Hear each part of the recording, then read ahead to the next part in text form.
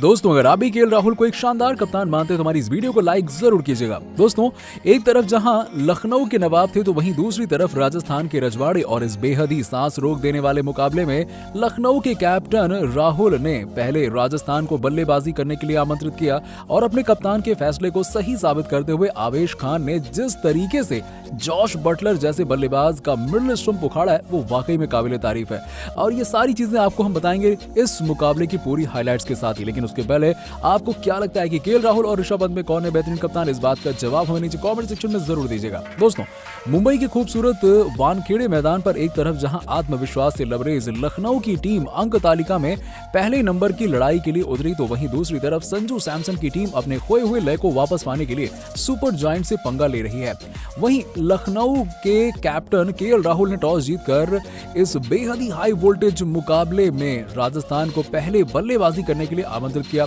और आज के मुकाबले में रॉयल्स की तरफ से ओपनिंग करने आते हैं देवदत्त पडिक्कल और जॉश बटलर। आपको बता दें कि इस मुकाबले में खराब फॉर्म की वजह से यशस्वी जायसवाल को बाहर का रास्ता दिखा दिया गया, जिसकी वजह से आरसीबी की तरफ से धूम मचाने वाले बल्लेबाज देवदत्त पडिक्कल को ओपनिंग करने का मौका मिला। जैसे ही लखनऊ की तरफ से गेंदबाजी करने के लिए आते हैं दुष्मंता चमीरा, उनकी दूसरी ही गेंद पर देवदत्त पडिक्कल के बल्ले का किनारा लेते हुए गेंद बाउंड्री की तरफ चली जाती है और खुशकिस्मत रहते हैं बल्लेबाज की गेंद फील्डर की बजाय सीमा रेखा के पार चली गई और दूसरी ही गेंद पर राजस्थान को एक चौका मिल जाता है। इसके बाद चमीरा की चौथी गेंद पर देवदत्त पडिक्कल एलबीडब्ल्यू आउट हो जाते हैं, जिस पर एम्पायर ने उन्हें आउट भी दे दिया। लेकिन इसके बाद इस बल्लेबाज ने रिव्यू लिया जिसमें यह साफ दिख रहा था कि गेंद पहले बल्ले पर लगी थी, जिसकी वजह से पहले ही ओवर में राजस्थान के नए ओपनर को एक जीवन दान मिल जाता है। वहीं पहले ओवर में एक बल्ले से तो एक बाई की वजह से 2 चौके मिलने के बाद राजस्थान 9 के स्कोर पर पहुंच जाती है।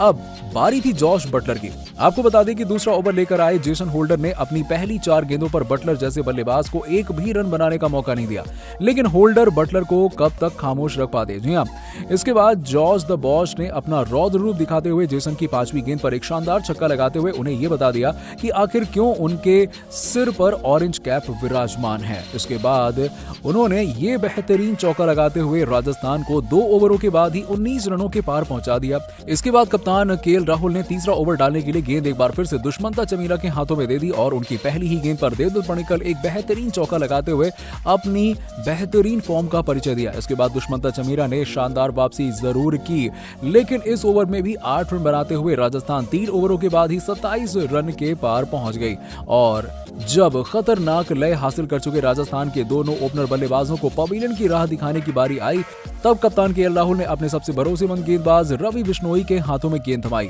आपको बता दें कि ओपनिंग करने आए देवदत्त पडिक्कल तो अब बेहद ही खतरनाक लय हासिल कर चुके थे और उन्होंने बिश्नोई की तीसरी और चौथी गेंद को सीमा रेखा के पार पहुंचाते हुए 4 ओवर के बाद ही राजस्थान का स्कोर 40 रनों के पार पहुंचा दिया था, जिसमें खतरनाक लय में बल्लेबाजी कर रहे देवदत्त पडिक्कल ने 15 गेंदों में 24 रन बनाए थे, तो वहीं 9 गेंदों में 12 रन बनाकर जॉश बटलर उनका बखूबी साथ निभा रहे थे। अब यहां से जरूरत थी राजस्थान की पारी को और ज्यादा गति प्रदान करने की। ऐसे में रॉयल्स के प्रशंसकों को यही उम्मीद थी कि बटलर यहां से अपना पावर रूप दिखाना शुरू करेंगे, लेकिन 5वां ओवर लेकर आए दुष्मंता चमीरा अपनी पहली 3 गेंदों पर देवदत्त पडिक्कल को एक भी रन बनाने का मौका नहीं दिया और इसके बाद अगले 3 गेंदों पर भी राजस्थान ने दोनों बल्लेबाज बटलर और देवदत्त पडिक्कल कुछ खास नहीं कर पाए और 5 ओवरों के बाद राजस्थान का स्कोर था बिना किसी नुकसान के 42 रन। आपको बता दें कि इसके बाद राहुल ने याद किया अपने करोड़ी मल गेंदबाज आवेश खान को और आवेश ने अपनी पहली ही गेंद पर दुनिया के खतरनाक बल्लेबाजों में शुमार जॉश बटलर का मिडल स्टंप उखाड़ते हुए यह बता दिया